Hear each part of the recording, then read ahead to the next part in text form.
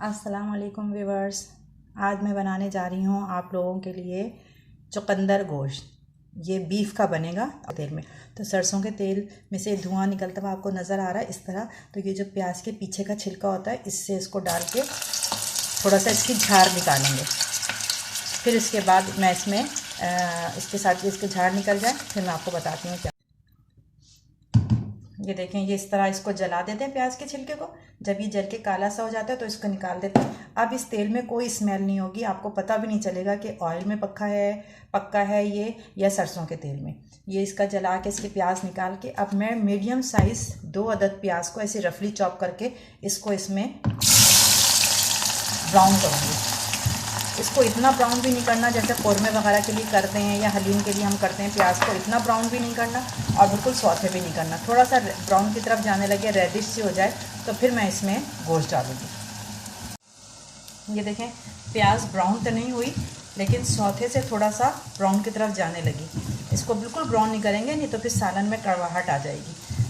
अब इसमें हम डालेंगे ½ kg बीफ हड्डी वाला गोश्त। इसको मैंने धो के रख लिया था, ये इसमें चला जाएगा।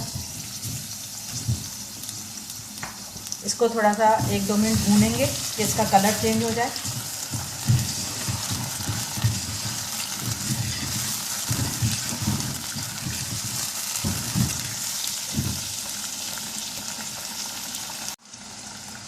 तो 1 मिनट भूनने के बाद अब मैं डालूंगी इसमें 2 टेबलस्पून अदरक लहसुन का पेस्ट।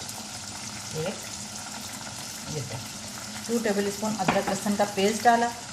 इसको थोड़ा सा भूनेंगे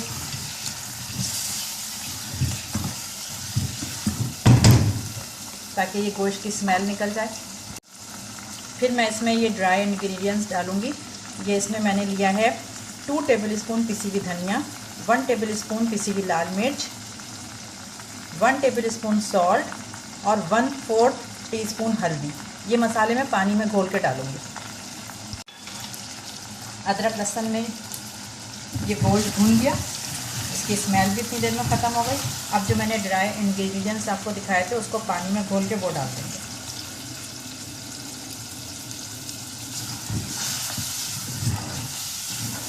और साथ ही इसमें एक बड़े साइज़ का 1 टमाटर काट के डाल देंगे।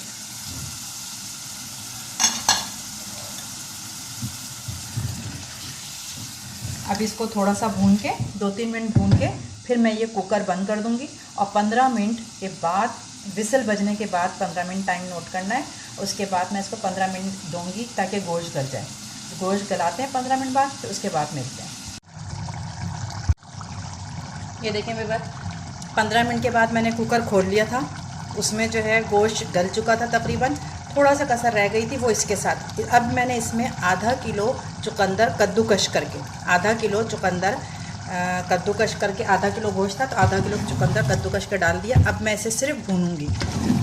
कुकर में जितना पानी रह गया था उसी में ये चुकंदर गल जाएगा और उसके साथ जो थोड़ी बहुत गोश्त की कसर रह गई थी वो भी गल जाएगी।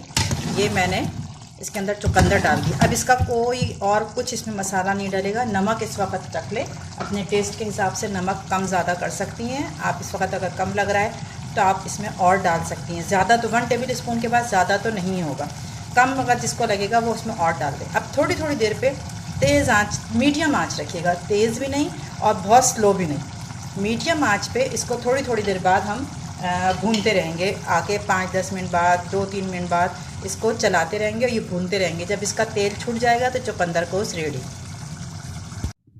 ये देखें व्यूअर्स, ये चुकंदर गोश्त रेडी हो गया है, भून गया है, इसका तेल छूट गया है, गोश्त भी गल गया है।